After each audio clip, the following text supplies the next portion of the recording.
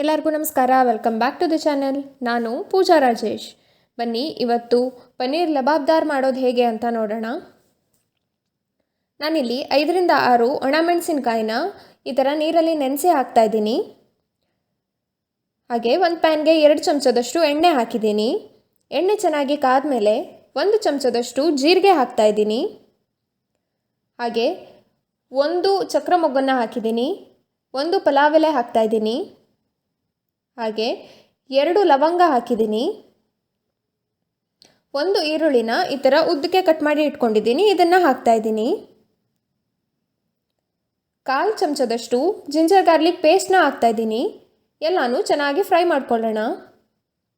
High ಫ್ಲೇಮಲ್ಲಿ ಇಟ್ಕೊಂಡು ಮಾಡಬೇಡಿ, ಮೀಡಿಯಮ್ ಫ್ಲೇಮಲ್ಲಿ ಇಟ್ಕೊಂಡು ಚೆನ್ನಾಗಿ ಫ್ರೈ ಮಾಡ್ಕೊಳ್ಳಿ. ಜಿಂಜರ್ ಗಾರ್ಲಿಕ್ ಪೇಸ್ಟ್ ಇಲ್ಲ ಅಂತ ಅಂದರೆ ನೀವು ಶುಂಠಿ ಮತ್ತು ಬೆಳ್ಳುಳ್ಳಿನೂ ಕೂಡ ಹಾಕ್ಕೋಬೋದು. ಎಲ್ಲನೂ ಕ್ಲೀನಾಗಿ ಫ್ರೈ ಮಾಡ್ಕೋಬೇಕು. ಇದು ಚೆನ್ನಾಗಿ ಫ್ರೈ ಆದಮೇಲೆ ನಾನಿಲ್ಲಿ 2 ಟೊಮ್ಯಾಟೋನ ಚಿಕ್ಕದಾಗಿ ಕಟ್ ಮಾಡಿ ಇಟ್ಕೊಂಡಿದ್ದೀನಿ, ಇದನ್ನು ಹಾಕ್ತಾಯಿದ್ದೀನಿ.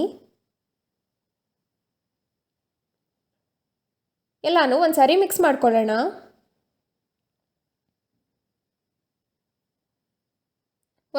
ಸ್ವಲ್ಪ ಉಪ್ಪನ್ನು ಹಾಕಿ ಇದನ್ನು ಚೆನ್ನಾಗಿ ಫ್ರೈ ಮಾಡ್ಕೋಬೇಕು.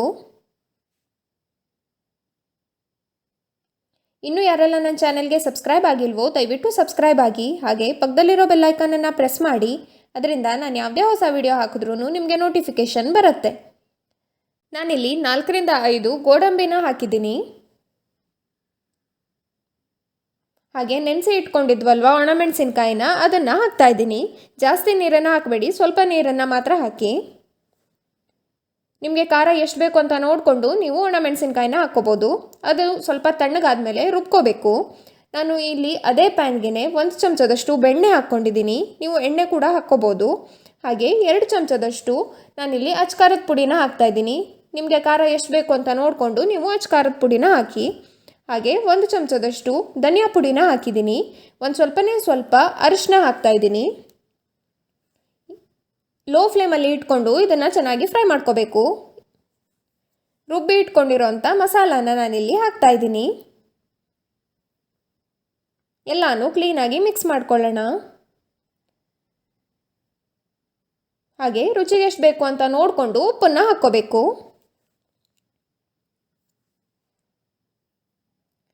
ನಾನಿಲ್ಲಿ ಸ್ವಲ್ಪ ಸಕ್ಕರೆ ಹಾಕ್ತಾಯಿದ್ದೀನಿ. ಇದು ಆಪ್ಷನಲ್, ನಿಮಗೆ ಬೇಕು ಅನಿಸಿದರೆ ಹಾಕ್ಕೊಳ್ಳಿ.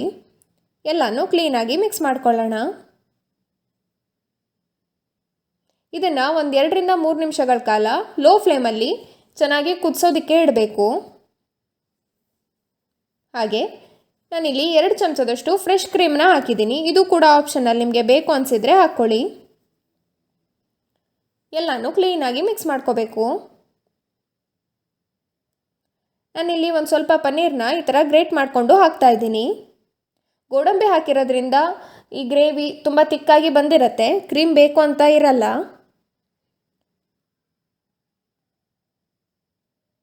ನೋಡಿ ಎಲ್ಲನೂ ಗ್ರೇಟ್ ಮಾಡ್ಕೊಂಡಾಗಿದೆ. ಇದನ್ನು ಕ್ಲೀನಾಗಿ ಮಿಕ್ಸ್ ಮಾಡ್ಕೊಳ್ತಾ ಇದ್ದೀನಿ. ತುಂಬಾ ಟೇಸ್ಟಿಯಾಗಿ ಆಗುತ್ತೆ. ಇದು ಚಪಾತಿಗೆ, ಪರೋಟಕ್ಕೆ ಎಲ್ಲ ತುಂಬಾ ಚೆನ್ನಾಗಿರುತ್ತೆ. ಹಾಗೆ ಸ್ವಲ್ಪ ನಾನಿಲ್ಲಿ ಕ್ಯೂಬ್ಸ್ ಆಗಿ ಕಟ್ ಮಾಡಿ ಇಟ್ಕೊಂಡಿದ್ದೀನಿ, ಇದನ್ನು ಹಾಕ್ತಾಯಿದ್ದೀನಿ. ಎಲ್ಲನೂ ಚೆನ್ನಾಗಿ ಮಿಕ್ಸ್ ಮಾಡ್ಕೊಳ್ಳೋಣ. ಪನ್ನೀರ್ನ ಬಿಸಿ ನೀರಲ್ಲಿ ಹಾಕಿ ಸಾಫ್ಟ್ ಮಾಡ್ಕೋಬೇಕು. ಕೊನೆಯದಾಗಿ ನಾನಿಲ್ಲಿ ಸ್ವಲ್ಪ ಗರಂ ಮಸಾಲಾನ ಹಾಕ್ತಾಯಿದ್ದೀನಿ. ಹಾಗೆ ಸ್ವಲ್ಪ ಕೊತ್ತಂಬರಿ ಸೊಪ್ಪನ್ನು ಹಾಕ್ತಾಯಿದ್ದೀನಿ. ಎಲ್ಲನೂ ಕ್ಲೀನಾಗಿ ಮಿಕ್ಸ್ ಮಾಡ್ಕೊಳ್ಳೋಣ. ರುಚಿಯಾಗಿರೋ ಅಂಥ ಪನ್ನೀರ್ ಲಬಾಬ್ದಾರ್ ರೆಡಿಯಾಗಿದೆ. ನಿಮಗೆ ಈ ರೆಸಿಪಿ ಹೇಗೆ ಅನ್ನಿಸ್ತು ಅಂತ ನನಗೆ ಕಮೆಂಟ್ ಸೆಕ್ಷನಲ್ಲಿ ತಿಳಿಸಿ. ಹಾಗೆ ಈ ರೆಸಿಪಿ ನಿಮಗೆ ಇಷ್ಟ ಆಗಿದ್ದರೆ ಪ್ಲೀಸ್ ಲೈಕ್ ಮಾಡಿ, ಶೇರ್ ಮಾಡಿ, ಹಾಗೆ ಸಬ್ಸ್ಕ್ರೈಬ್ ಮಾಡಿ. ನನ್ನ ಮುಂದಿನ ವಿಡಿಯೋದಲ್ಲಿ ಸಿಗ್ತೀನಿ. ಅಲ್ಲಿ ತನಕ ನಮಸ್ಕಾರ.